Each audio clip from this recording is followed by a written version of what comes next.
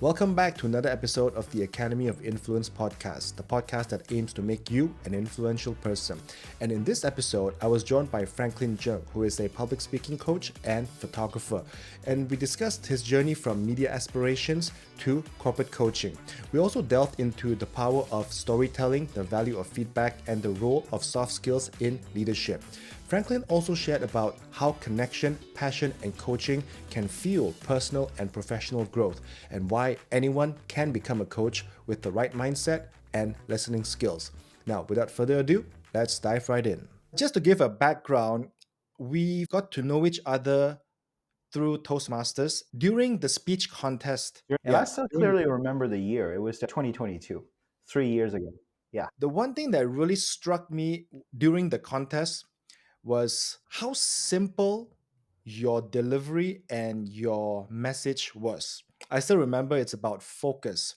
Yes. And in your story, you used your experience as a photographer and the camera to convey the idea of focus. So that was my first impression of you. And I was like, wow, that is simple, but at the same time, so powerful. It was a simple idea because at that time we were still in the COVID pandemic. And a Yeah. lot of people was like a little bit self-sabotage, trying to figure out what we should do and and they spend a lot of time worrying about this and that. So I think it's a very important message to deliver at that time. And it worked. Nice. So this is going to be something that I hope that we can talk about Hmm. in the course of this podcast. Yeah. Now, going back to the fundamentals, so we met in Toastmasters, and that was the one thing that really connected us. So, can you briefly introduce yourself and also your involvement with Toastmasters? I grew up in southern China, always telling stories and reading a lot of stories. And I also like to take pictures since a very young age, maybe 7 or 6 years old. And I like to tell stories behind the photos that I took. So I became a natural photographer and a storyteller. So I think a Toastmaster allows me to combine the two hobbies. Then I started my career helping people to present themselves, present their messages in words and images. But yeah, I'm Franklin, and I am a public speaking coach and also a videographer and photographer. Such a simple but compelling introduction. And I like how you describe photography as a form of storytelling. To me, it's story. I mean, photography can be used in many forms. Some people do portrait to capture the moment of their beauty. Some people do it for a documentary purpose. So they record the moments that's supposed to be important to them. But to me, every picture has a story. And whenever you walk on the street, there are stories happening. And all these stories that you haven't experienced before. And I always want to capture that. Nice. Now that you touch on storytelling, I'd like to ask you, why do you think storytelling is so important? Because one thing we learn in Toastmasters is the art of storytelling, always using our own personal stories to convey a specific message or an idea. It's not just enough to explain the idea or to tell people how to do it in steps. We are also very encouraged to back it up with stories, but specifically personal stories. So, can you explain why storytelling is so important in Toastmasters or just in life in general? I think story is the most fundamental way our ancestors communicate with each other. Let's travel back, say 2,000 years. They didn't have much entertainment. So, what they do is that some people go out of town and see something and they came back and share the story. And people kind of connect to that person, feel like they're experiencing the same thing together. They didn't have much techniques or skills to actually summarize or understand this world, but they understand the world through stories. If you backed it up with a story, you deliver the message and you create that kind of heart beating moment. And then your audience have the same heartbeat with you. They feel what you feel. And sometimes if you want to persuade other people, it's actually not the idea. It's the visual and emotional part that connects to people. So that's why storytelling is so important and it's so fun. So one thing I picked up from what you shared about storytelling is it's about connection. And the other is if you want to convey an idea or to persuade someone to do something or to take action, you use stories instead of telling them this is what you should do. For example, if you want to teach people certain morals, certain values, you back it up with stories, right? Hmm. I grew up with stories. I think most of us, we grew up with stories. But one thing I realized after I got into school is stories don't exist anymore. We suddenly got transported into a realm full of numbers, figures, facts, but rarely stories. Why do you think something so important as storytelling, why was it lost in our education? Yeah, I think that's a really good point and really good observation. I think the answer is very simple. In our education, I think especially in Asia, we want to be efficient.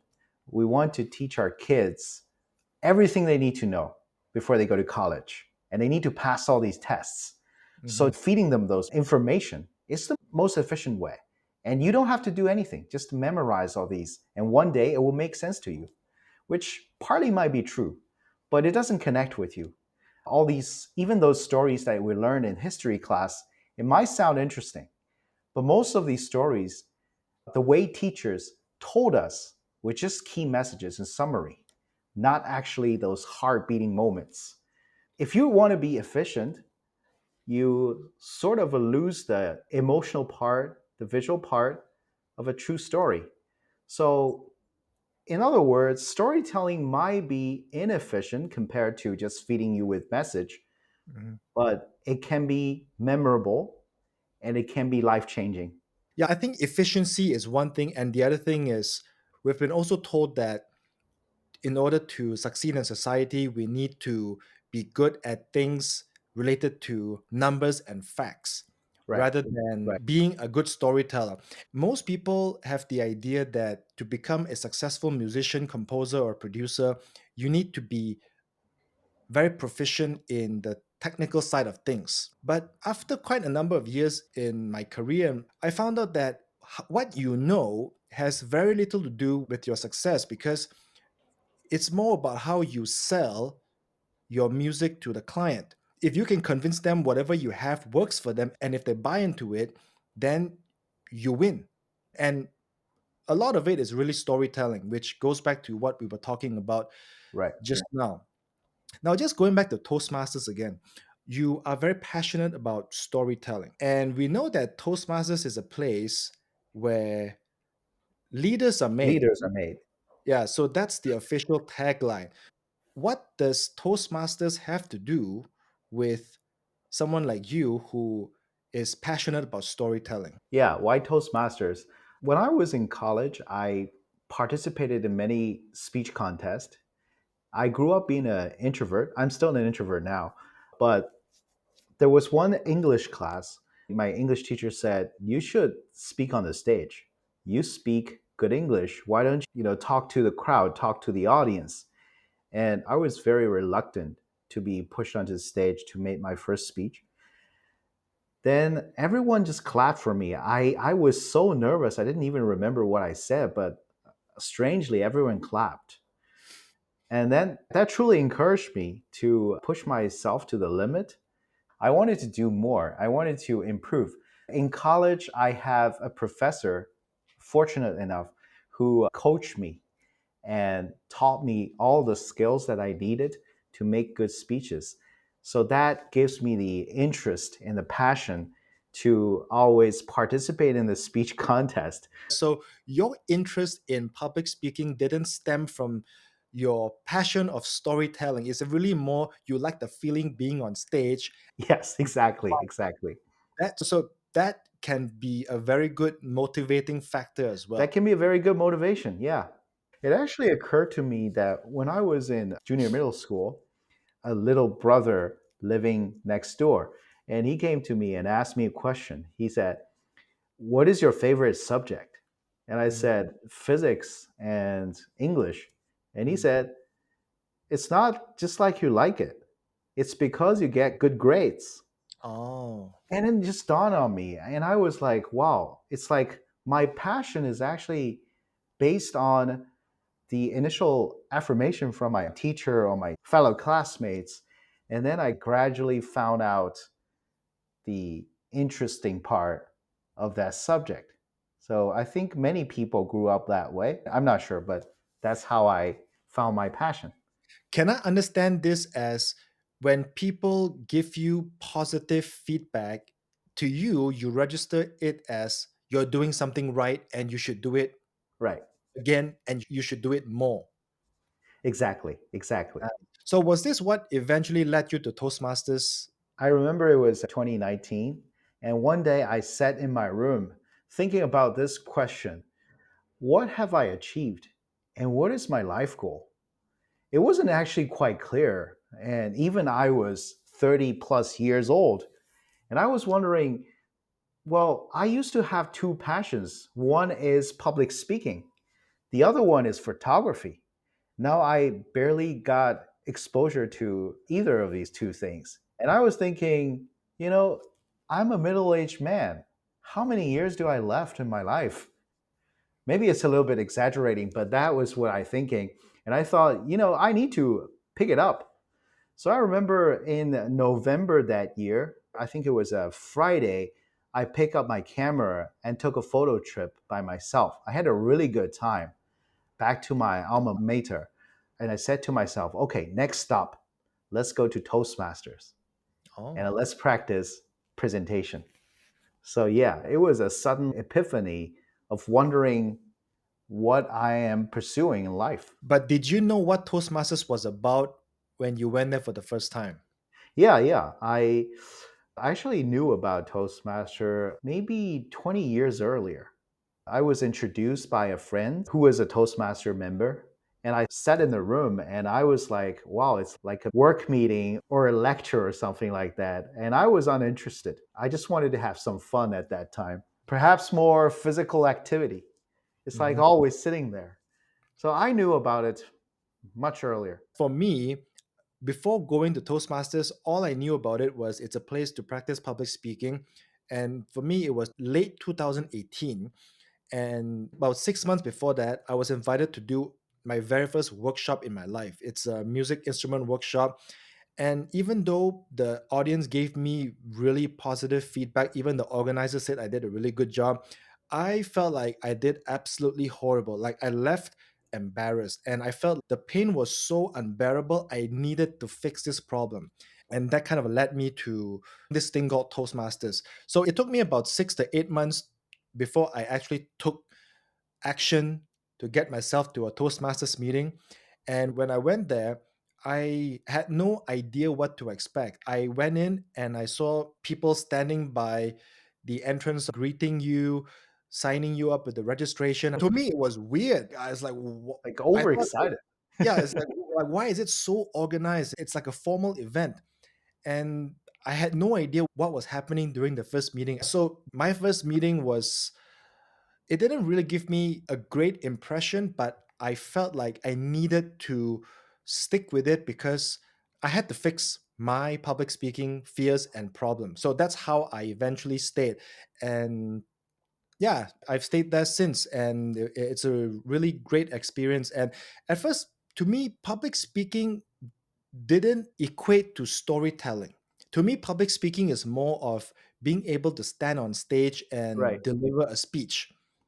Was your problem, I mean, was your concern a stage fright or the content that you deliver? Okay, so that's a really good question. Before I became a seasoned Toastmaster, public speaking is just standing on stage and speaking. I had no idea what the speaking entailed. I had no idea that speaking involved having a message, having a structure, having a story, and having a key message or a takeaway or a call to action. Now you sound so professional. You have all the terms. I guess that's the beauty of consistency Yeah. and practice. So it definitely did pay off for me. Like, I feel like this is something that I should have learned back in high school. Okay, so that's for me. So why did you stay? I think I have a similar feeling. At first, I felt it was kind of weird too, because Mhm. everyone was encouraging each other. Yeah. It's even if clearly someone did below average, but still got a lot of praises from the crowd. And they have individual evaluators always giving you the high praises at the very beginning. So it was quite confusing for me. And I Mhm. remember the first day I went there, I participated in the table topic and I easily won the best table topic speaker. And everyone was cheering up for me and trying to add me on their social media, WeChat. And then I was wondering, was I that good? So it was very confusing. And then slowly, when I go there, I found those people share the same interests with me. And Mhm. most importantly, I started to enjoy the feedback. I think if you practice on your own, it's good.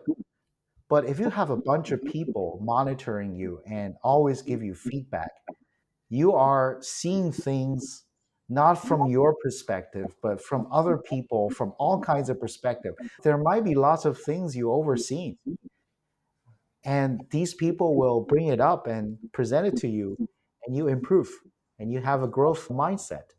So that's my favorite part of this, a growth mindset that I developed in Toastmaster, and also a bunch of really good friends. I like that you touched on feedback. Going back to what I said about my initial idea of being a public speaker, which is standing and speaking on stage. When I joined Toastmasters at the initial stage, I thought that was all there is. For me to stand on stage, practice, rinse, repeat, and till the end of time. It didn't take too long for me to realize that the most valuable thing in Toastmasters is actually the feedback. More than practicing public speaking, it is practicing listening. Exactly, exactly. Totally agree. Yeah, it is the fact that I get to practice listening that really made the experience a lot more valuable because we're speaking to people, we Hmm. are delivering a message. And if we don't get the feedback from our audience on our performance, was it effective? How can we improve? Then how can we elevate ourselves as public speakers, right? Yeah, totally. I think the moment I realized how important feedback is to me is the moment I realized why Toastmaster claim itself saying where leaders are made. I think great leaders demand feedback and they know how to work with feedback. There are feedback that doesn't make any sense to you at the Mhm. moment. And there are feedbacks that feels like a wake up call. And it's you being the CEO of your speech, being the CEO of your final decision to determine which is important to you, which is useful, and which we can set aside. I think this is a very important skill for any leader who wants to grow and who wants to connect to anyone they lead.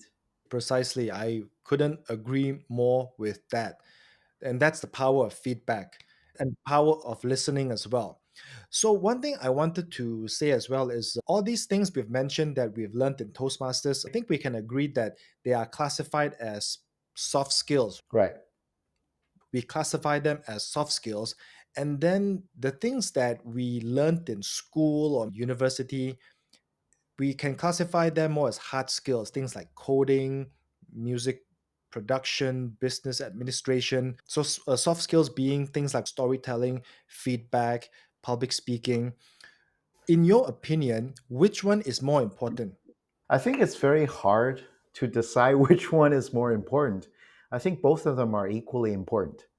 I think without the hard skill, you're just enhancing probably personal relationship, but you're Mhm. not providing values or deliver results to anyone you work with. Without the soft skill, you probably can make great product. You probably have great ideas, but you would never have anyone agreeing with you or working with you with the same values. So it's always a combination of both. Anyone who I see as successful have a great balance between the soft skills and the hard skills. And take those CEOs, for example. They have great management skills, but whenever they receive an interview, they do a better job than I do. They're really great talkers, they're really great presenters, and at the same time, they also make great products and lead great people. So it's always a combination of both. It's hard to say which one is more important. As a corporate coach, I believe you get to interact with a lot of senior management or even CEOs of companies. Am I correct? Yeah. So, in your observations, what are the common qualities of an effective leader? Oh, that's a great question. Based on my observation, I did work with lots of CEOs, CFOs, all these what we call C level people. And I found lots of common qualities. Number one being always being energetic. They sleep very well and they know how to summon that energy during daytime and even nighttime. It's always, every time you see them, there wasn't too much downtime. It's always ready to go. So that kind of energy is easy to identify among these kind of people. I don't know if it's a natural quality or if they were trained like this to have the kind of discipline, resilience that, you know, better than anyone else. So that's the first quality, energy. Second is great time management. They know exactly how to manage their day. The first time I worked with a CEO, I was shocked by the calendar he showed me. It was full of those half an hour, 1 hour time slots. Everything was so organized and so specific. They know how to manage their time. And they also, some of them even do great multitasking. That's the second quality, time management. Third quality, I think it's probably should be equal to the first quality, is they're always great talkers. They're great presenter, but at the same time in real life or at work, they have this charisma to almost talk to anyone easily and naturally. Top three qualities. So, you touched on charisma, and because charisma seems to be a very abstract term, it's very easy to use to describe someone, but when asked about what does charisma mean, everyone seems to have a very different answer. And as someone like yourself who have had interacted with many of these C-level leaders, what do you think charisma is to you? I think the first element of charisma to me is love, the love to other people. Even if people whose rank is lower than them, they're always nice to them and curious about what happened to their life.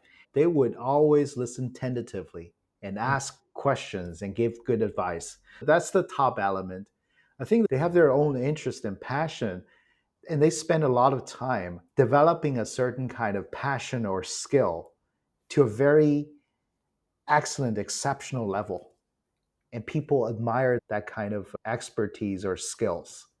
Mm. And the third element is that they have their own personality, a kind of unique personality. Sometimes may be different, sometimes may sounds a little bit weird if you describe that person, but that makes that person memorable. So this is actually a new way of understanding charisma to me coming from you, because to me is slightly similar to yours but also a bit different. So the first time I experienced charisma was in college, and there was this one guy who was trying to pitch his big idea to try to get you to join his cause. I remember very vividly that day where he sat me down and the way he was explaining his mission, his purpose, how big this thing is going to be. And when I heard it, I feel an adrenaline rush. I was just so excited just listening to him speak about his vision and his mission. So that was the first time I ever experienced charisma. I feel like it's so contagious. It makes people around them can't wait to join their cause. I actually like your definition very much. I think most of the charismatic people are very passionate and they're loving, they're also caring. So I think a good answer would be our definitions putting together.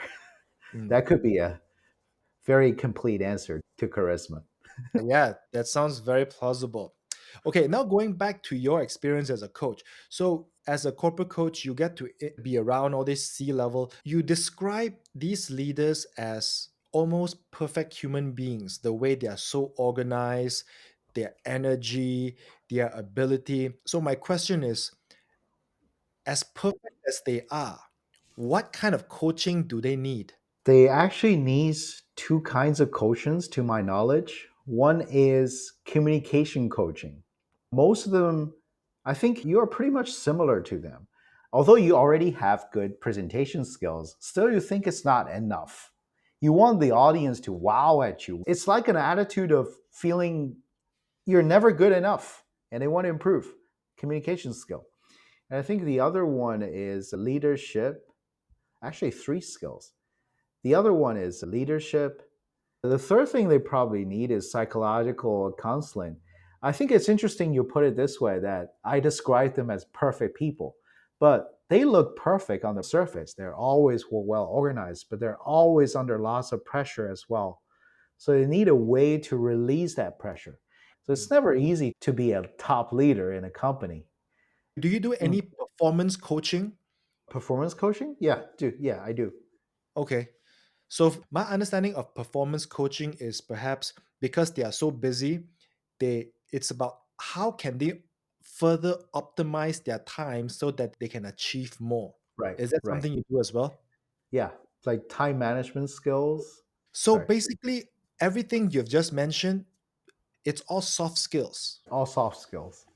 They're all soft skills: leadership, presentation, public speaking, time management, leadership. They are all soft skills. And it's really valuable to hear this from a corporate coach like yourself, because from the outside, when we're watching interviews on TV or on news, we always see these C-level leaders as perfect, and we always think it's almost impossible to become someone like that, because sometimes we think it's an inborn ability, or sometimes we just think we're not up for it. But do you agree that leaders can be made? Let me ask you this question. Okay. Do you think musicians can be made? I mean, great musicians. That's a great question. To a certain extent, to a certain extent. So a lot of people like to say talent, right? You need to Yeah, have talent to be able to do something. yeah. For myself, I don't identify myself as someone with amazing talent. For me, I'm driven by passion and hard work. But I know for myself, I would probably not be able to become one of the greats like Mozart or Beethoven, but good enough to make a living, to do what I Right. want to do. But some people who have those exceptional talents, they are possibly the candidates to be what we would consider as the greats. I think it's pretty similar to your answer. I think it requires quite a bit of talent and personality as well. Of course, there are some soft skills and hard skills that can be trained and can be learned either through going to the college, going to business school, but at the end of the day, it's your personality and your values and mentality decides how much you can achieve as a leader. Just like being a musician, being an artist.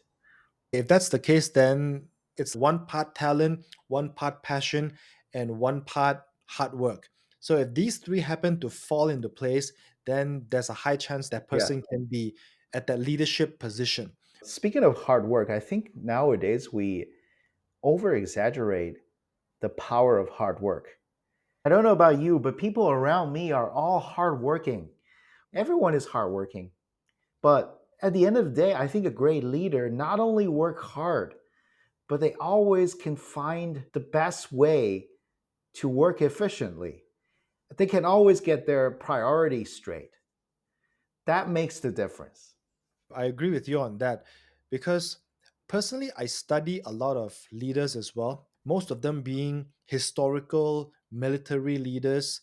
If there's one thing I can summarize with leadership, or what kind of people who have the potential to rise up to the top ranks of leadership, one, I think it's vision. They usually have that self belief that they deserve to be at that position in order to execute their vision. Second is they always have a very unique approach to things. That's not to say that it's hard work, but their unique approach usually helps distinguish them from the crowd. That's so true. Yeah, and then the last element is charisma. They just have this ability to sell their idea to people and make people want to be part of their cause and their mission. And based on my own observations, most of the leaders that I study, if we were to summarize it to one short sentence, it's those three elements that makes them into the kind of leader they are. Now that we have touched on your role as a coach, and this is a question I should have asked before we started talking about your role as a corporate coach. So, have you always been a coach, and what made you want to become a coach? Another great question. No, I didn't want to be a coach when I was in college. I wanted to work for the media because I grew up as a photographer. I want to work with the media as a cameraman or perhaps an editor. My passion or interest in photography was much higher than me being a public speaker or a coach. But there was one time I was making speech in college, and my professors said, "You're cut out for this. You must be a professor in the future. Trust me, you will be someone, either be a coach or a professor." Because I found you're cut out for it, you have a way to always support complicated ideas with a personal experience. And you can do lots of analogies or metaphors. And that's the kind of skills most of the professors or coaches dying for. Mm. So I'm sure you're going to do this. And I didn't believe that because I wanted to be in the media. So, this was in university. This was in university. Over the past 15 years, I looked for lots of jobs. I tried to work in the finance, but it didn't work out. I also worked for a government agency before. It was really good time, but slowly I discovered that sitting there being a project manager doesn't fit my desire to connect with other people and present my ideas and helping other people to present their messages. And slowly one day, I thought about that professor who told me that one day you'll be a coach or professor. And I was like, wow, yeah, probably he was right. Let me try. So 10 years ago, I became a coach. I started from facilitator, teaching assistant, and slowly and gradually I became teaching and research supervisors and senior coach. And that was also the moment I realized, looking back 10 years ago, I realized that it's very difficult for you to do something that's not out of passion or out of true love. In the end, I think the best job for you is the job that connects with your passion. It seems that there is a kind of a foreshadowing in the earlier part of your life that actually sparked the idea for you that there's a possibility that you can become a coach. I accidentally became a coach because at that point I had already more than, I think, 15 years of working experience, and I was at the right place at the right time with some people who needed skills and experience that I have to help them solve a problem. To me, being a coach is about having prior experience to be able to guide the people that you need to help. Exactly. Part of a job of being coach is see other people and try to enjoy what they do and what they share with you, and then give them advice based on your experience, showing them another way to look at their work. They don't necessarily have to accept your advice, but by inspiring them with your own experience, it may Mhm. open a door to excellence for them. Yeah. So in my case, I would say that I am an experience based coach, which is that I had done nothing related to coaching for most of my career. I was just a commercial music producer.